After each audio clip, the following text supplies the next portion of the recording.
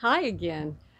Today, one of the things that I'd like to cover is I don't know about you, but one thing I simply do not enjoy doing is chaining before I do a crochet project. I like to get started. And the truth is, I'm not very good at chaining, even though as a child, I remember whenever my grandmother first taught me how to chain. I was very young. Um, I made miles and miles of it. And, but anyway, now uh, I don't know when it came out or who came out with it, but I am ever so grateful for creating the base chain and base row at the same time. I'm going to show you how to do that.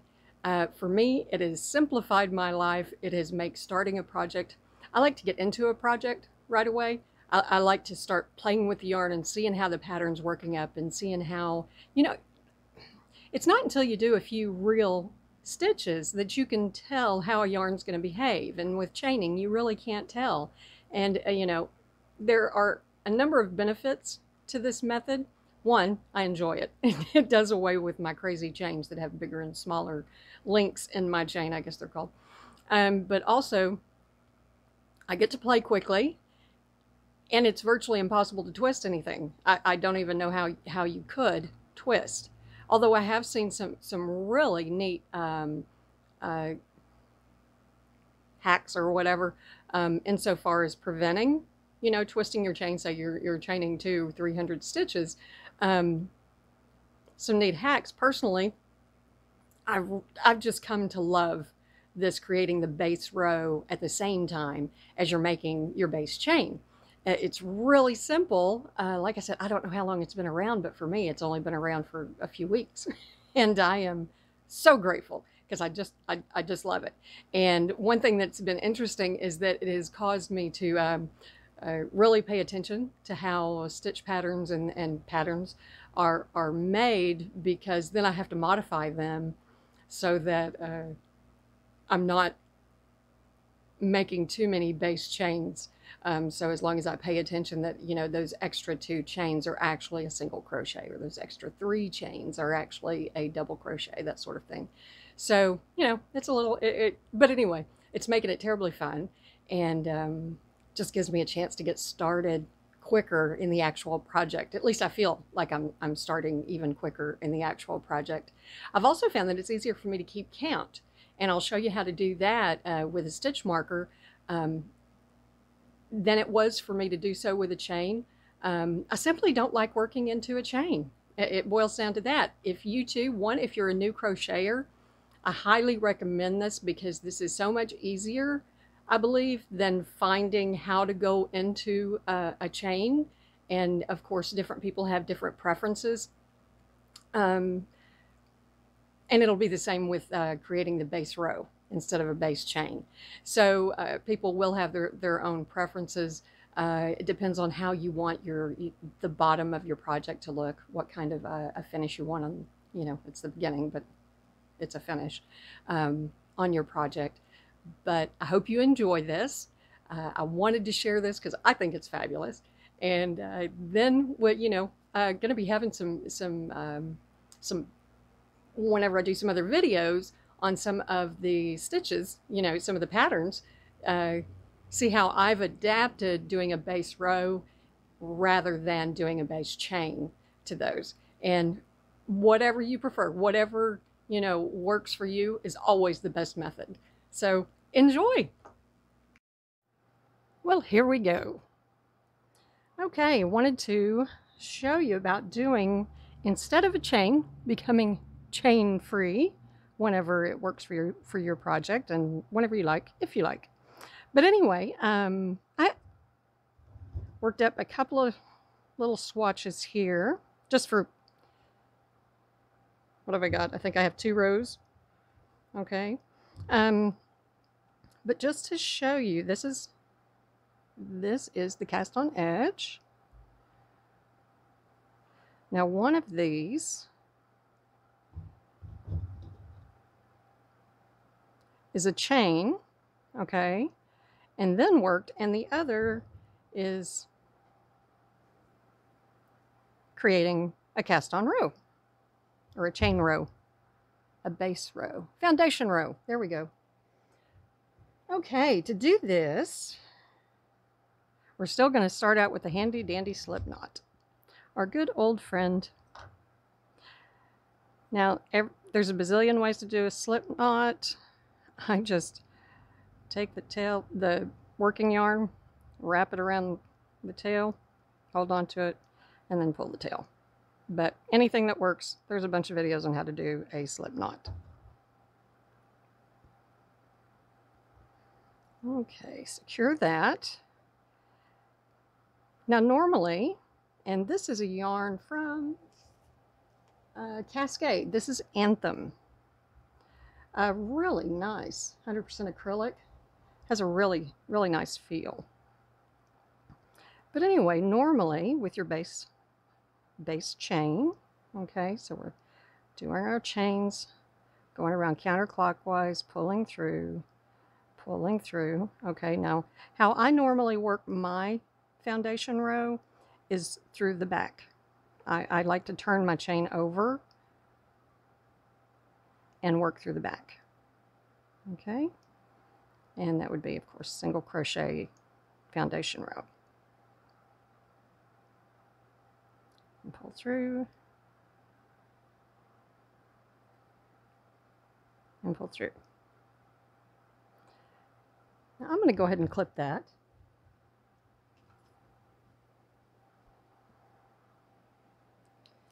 Just for grins, we'll set it aside. I'll set that up here. Now another slip knot. Like I said, I grab my working yarn, wrap it around the tail, and pull it through.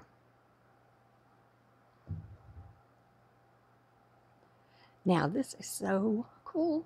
This is so cool. Okay. So you're going to chain 1, chain 2. All right. At this point, instead of doing anything else, and this is going to be a single crochet base row. Okay. So I like to go, because it gives uniformity. You may have noticed you can't tell which is the top, which is the bottom. And I get that uniformity, that really good finished look, by going underneath 2 strings. Okay, so there's your V. Okay, if you're looking at your chain, there's your V of your chain. And I'm going to go through here. Maybe if I point something really pointy. And then I'm going to go through down here, right in there. So I'm going under 2 of the strands of yarn, pulling my loop through. All right. Wrap like you normally do, pull through 1 loop. And then wrap again, pull through both. All right, easy peasy, but what is really fascinating, and then gonna go in, pardon me, gonna go into the 1, open it up, gonna go into this one here, go under 2, pull it through, go through 1, go through 2. Poor yarn, I think you're kind of ragged. Let's try that again. Going to go through what you just created. Okay, make your loop, come through 1, and then come through 2. And what you're doing is you're going through that first loop that you pulled through. Okay, pull up a loop, go wrap, go through 1, wrap, go through 2. Now what's happening whenever you do this is we're going to go through that first one, okay, going through 2, going underneath 2, wrap our yarn, pull it through. Now we have 2 loops on the needle. We're going to pull through 1. Now what that did was created our chain, our base chain. When we pull through 2, that's our stitch. Okay, so if we go through here, this was the chain we just created. Going to go through the chain, pull our yarn through, make the chain, make the stitch. Again, going to go through, wrap our yarn, make the chain, make the stitch. So instead of what we normally, or I was always taught to do, so instead of chaining, then working back into the chain and working on the back side, you're doing it all at once. So again, going into the chain stitch just created. Okay, let me show you. Okay, so we're going to go in, grab our loop. The first, we're going to just come in through one loop. That creates the chain. When we go to do the next one, that's the loop we're going to go into. And then pull through both, and that made the single crochet stitch. Again, we're going to go into the chain stitch that we made, because you have chains side by side, one after the other, and then you make the chain, and then you make the stitch. Again, go into the chain, wrap around, come through 1, make the chain. Wrap around, come through 2, make the stitch. Okay, and then like if this were the end of the row, let's say that's all the stitches we wanted to do, and that's the end of the row. I just chained 1, and say I'm doing all single crochet. Chained 1, so instead of turning your work, you flip it over, because as we were working, this was creating the bottom, the chain.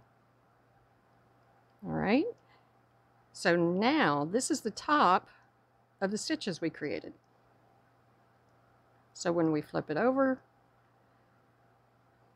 there's our stitch.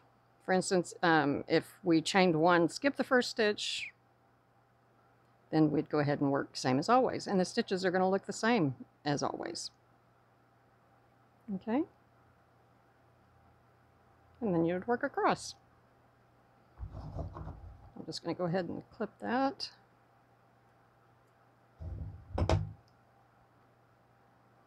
I'll set that little guy up there too. Now, go ahead and going to show you, because it's, oh, I just love doing this. Love doing it. Okay, going to chain 2. Okay, you always start with chain 2 because this is your chain. Pardon me. Going to chain 2. This time we're going to do half double crochet as a base row. Go into our stitch, grab our loop, same as always. So same as any half double crochet, we have 3 loops on our needle. Yarn over, come through 1 to create that base chain row. And now come through all 3 to make the stitch. Again, going to go yarn over,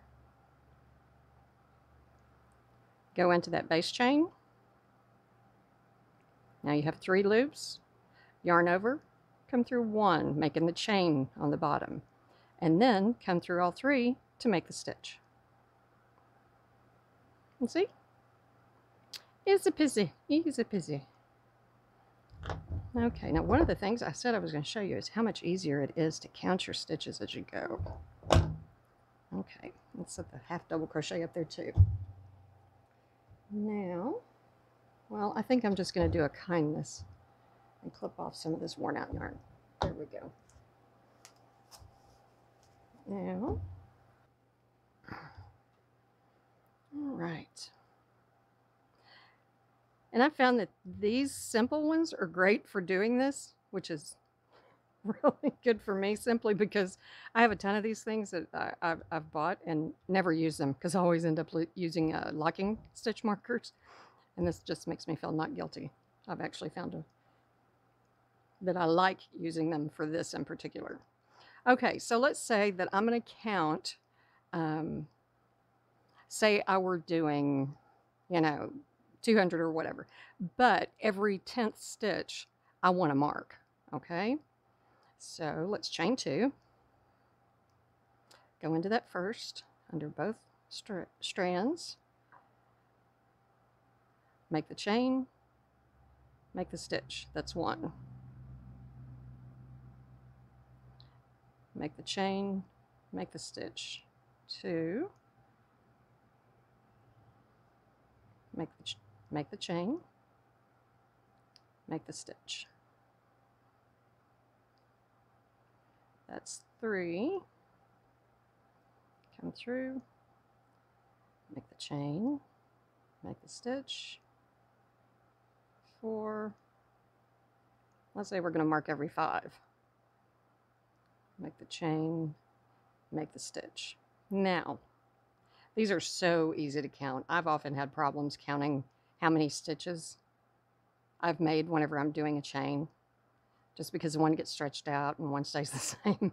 I found this is really easy. 1, 2, 3, 4, and 5. Of course, you don't count the loop that's on the needle.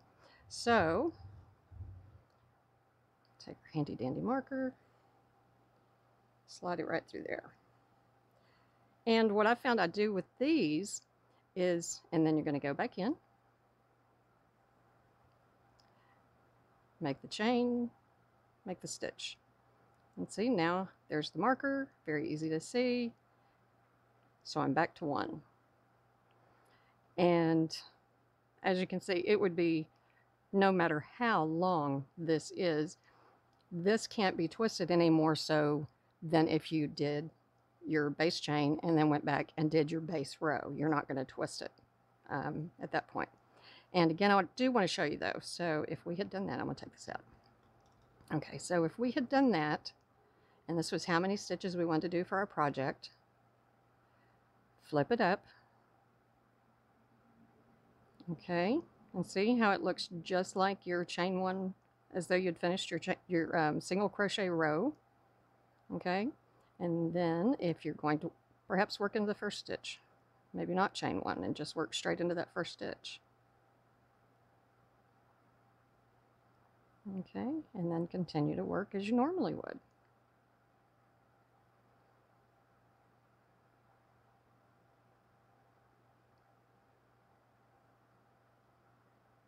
And I have found this is just wonderful for me. Let me know if it's wonderful for you. Or if you tried it, it wasn't your thing, or you've never tried it. Anyway, let me know. I'd love to hear from you. Tell me about it. Wasn't that amazingly simple? And so much easier to keep count of how many stitches you've made, which can be such a headache, especially with a project like an Afghan or something like that, or Afghan.